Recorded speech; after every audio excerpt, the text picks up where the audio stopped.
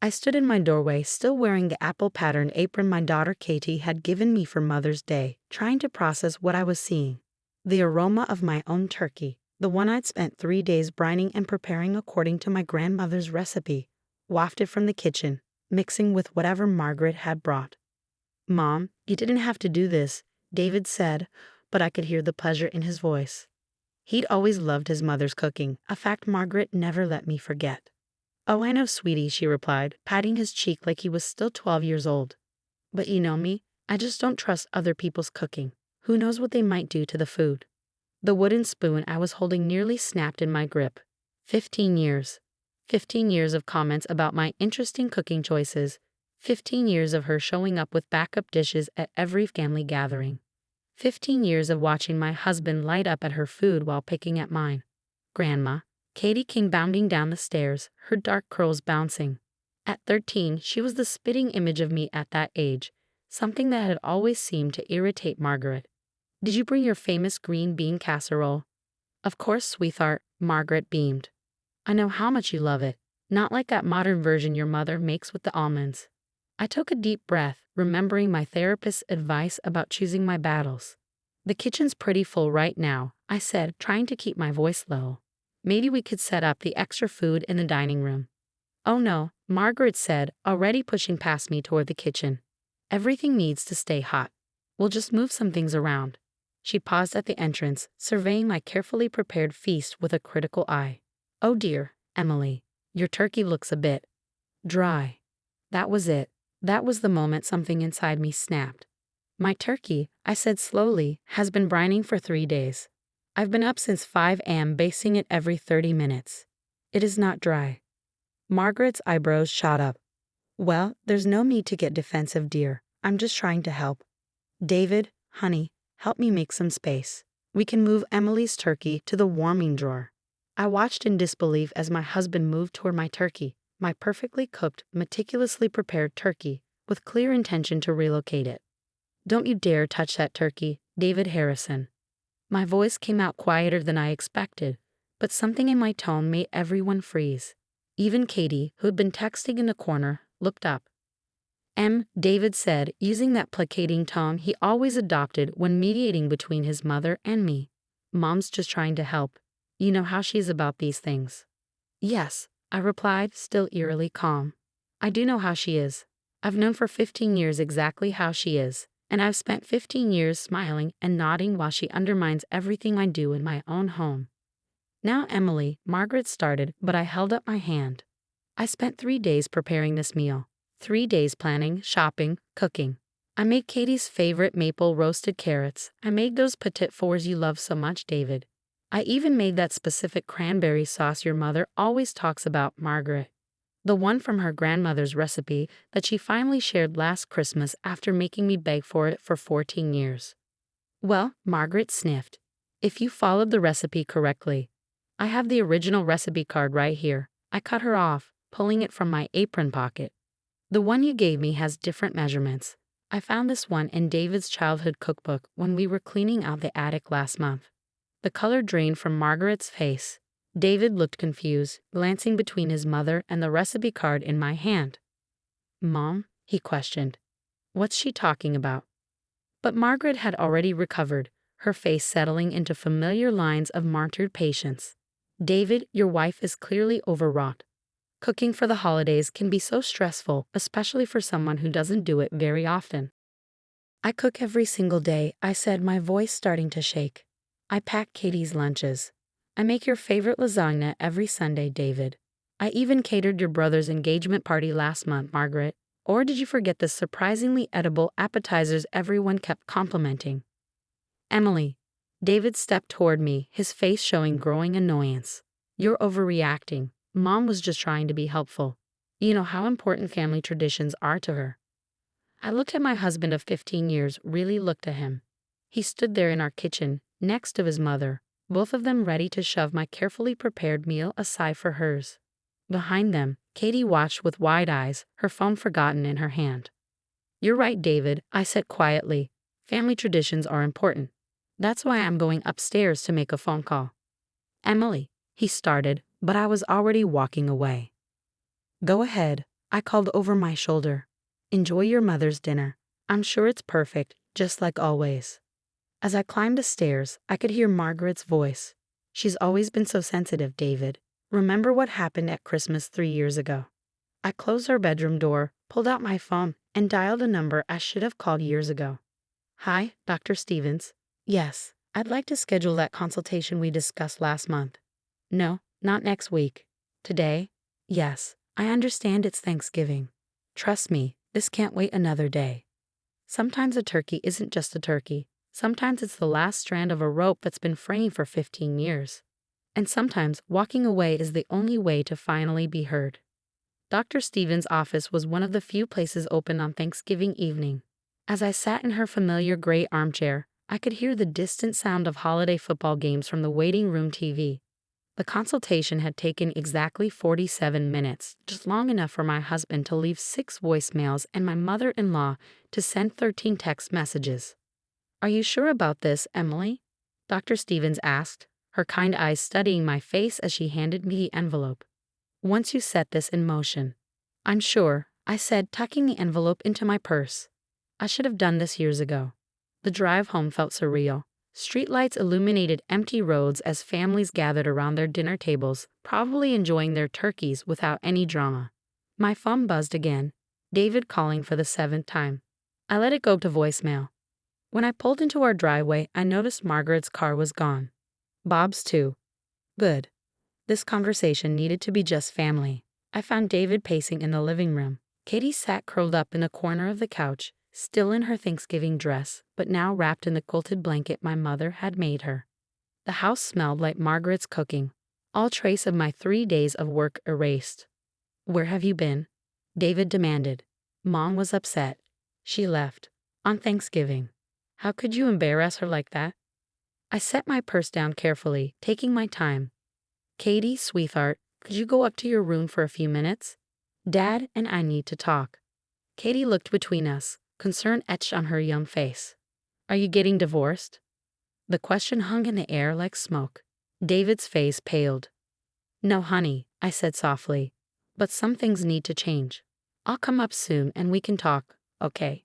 After Katie disappeared upstairs, I turned to my husband. He stood there in his holiday sweater, the one his mother bought him, of course, looking simultaneously angry and uncertain. I met with Dr. Stevens today, I began. Our marriage counselor? On Thanksgiving? David's voice rose. Emily, this is ridiculous. All this because Mom brought some extra food. I pulled out the envelope. No, David. Not because of extra food. Because of this. Inside were copies of every email, text message, and social media post I'd documented over the past 5 years. Margaret's helpful comments about my parenting. Her subtle digs about my cooking, my clothes, my career. The time she told Katie that some women just aren't natural mothers. The Christmas she announced to the entire family that she was so brave for accepting a daughter-in-law who wasn't quite what she'd hoped for. I've been seeing Dr. Stevens privately for 6 months, I explained, watching his face as he flipped through the pages. She helped me see that what's been happening isn't normal. It's a pattern of emotional abuse. Abuse? David looked up sharply. That's crazy. Mom loves you. She's just traditional. Particular. Read page 4, I said quietly. The text she sent Katie last month. He found it. The message where Margaret told our 13-year-old daughter that she shouldn't end up like her mother, settling for a boring office job instead of being a real homemaker. She wouldn't? David's voice trailed off as he read the message again.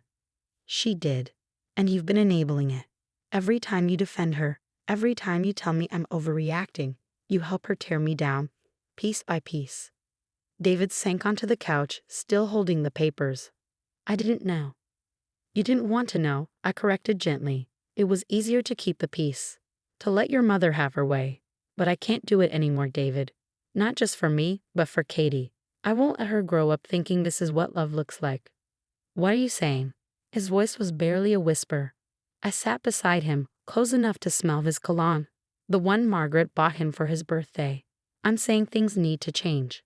I've booked us into intensive couples counseling with Dr. Stevens.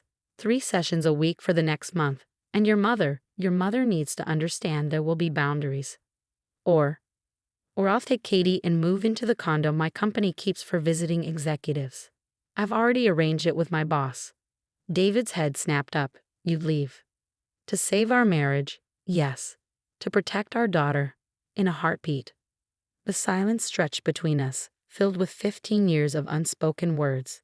Finally, David reached for his phone. I need to call Mom, he said. My heart sank. Some patterns really never change. Tell her what you need to, I said, standing up. I'll be upstairs with our daughter. But David surprised me. I'm not calling to apologize, he said quietly. I'm calling to tell her things are going to change. That you were right. About everything. I froze halfway to the stairs. Emily? His voice cracked slightly. I'm sorry. I'm so sorry I didn't see it sooner. I turned back to look at my husband, seeing for the first time in years the man I'd fallen in love with, the one who existed before his mother's influence had overwhelmed our lives. Prove it, I said simply. He nodded, then pressed dial. As I climbed the stairs to talk to Katie, I heard him say words I never thought I'd hear. Mom, we need to talk about how you treat my wife. No, I'm not calling to smooth things over. Things are going to be different from now on. Very different. I found Katie sitting on her bed, hugging her old stuffed penguin. Is everything okay? She asked. I sat beside her, pulling her close. Not yet, honey, but I think it might be soon. Downstairs, I could hear David's voice growing stronger as he finally stood up to his mother. Sometimes the biggest turkeys aren't the ones we cook. 1 month can change everything. December brought more than just holiday decorations to our house. It brought a shift I never thought possible. The intensive counseling sessions with Dr. Stevens weren't easy. There were tears, arguments, and moments when I thought we'd never bridge the gap. But David surprised me. He didn't miss a single session, even rescheduling important client meetings to make it work. I keep thinking about that recipe card, he said during our final session, 2 days before Christmas. The one Mom deliberately changed when she gave it to you. All these years, I thought you just couldn't replicate her cooking. I never considered she might be sabotaging you. Dr. Stevens nodded encouragingly. And how does that make you feel, David? Angry, he admitted, his hand finding mine on the couch between us. Not just at Mom, but at myself. I was so focused on keeping the peace that I missed what was happening to my own family. Margaret, predictably, didn't take the new boundaries well. The first week after Thanksgiving, she showed up unannounced 3 times, each visit armed with containers of food and tears about how ungrateful we were being. But you can't come in, Mom, David said firmly that 3rd time, standing in our doorway while she clutched a casserole dish. We told you, visits need to be planned in advance now. And we're having family dinner. Just the 3 of us. Family dinner? She scoffed, peering past him into the house. With her cooking? David, honey, you don't have to punish yourself to prove a point.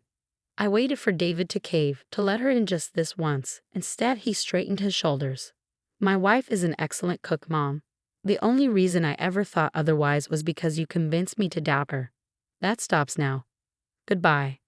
The look on Margaret's face when the door closed was worth every difficult moment of the past month. Katie adapted to the changes better than any of us expected. One evening, I found her deleting dozens of old text messages from her grandmother. I should have told you what Grandma was saying about you, she said, looking up from her phone with tears in her eyes. I'm sorry, Mom. I pulled her into a hug. None of this was your responsibility, sweetheart. You're the child. You should never have been put in that position. The real test came at Christmas. We decided to host again, but this time with clear rules sent to everyone in advance. Margaret and Bob would be welcome, but there would be no surprise dishes, no criticisms disguised as help, and no undermining comments. And if she can't follow those rules? Katie asked as we decorated the tree. Then she'll leave, David answered before I could, hanging a handmade ornament from Katie's kindergarten days.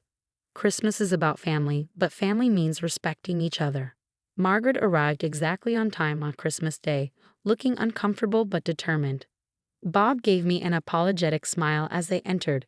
He'd always been the quiet witness to his wife's behavior.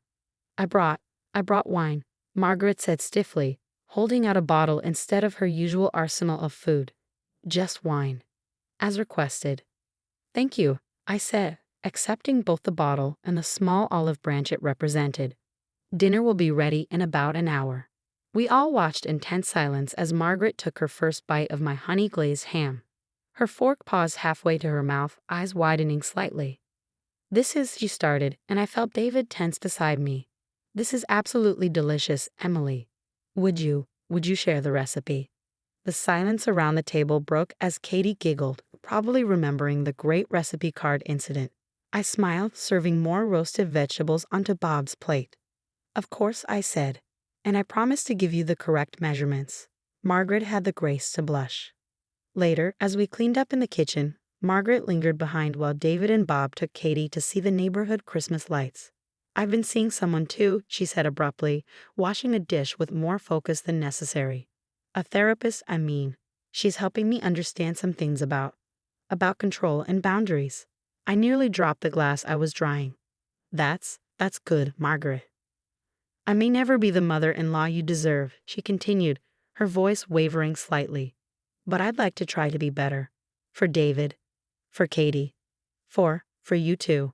It wasn't a perfect apology, but from Margaret, it was seismic. That night, after everyone had left and Katie was in bed playing with her new video games, David and I sat on the couch, admiring our Christmas tree. "Thank you," he said softly, pulling me closer. "For what?" "For not giving up. For making that call on Thanksgiving. For giving me a chance to fix things." I thought about the past month, the hard conversations, the tears, the slow rebuilding of trust. We fixed things together. I corrected him. "Next Thanksgiving," he said with a small smile, "let's just order pizza." I laughed, snuggling deeper into his embrace. "Deal, but I'm choosing the toppings. Sometimes the best family traditions are the new ones we create together. And sometimes the perfect meal isn't about the food at all. It's about finally being heard, respected, and loved for exactly who you are. Even if you put almonds in your green bean casserole,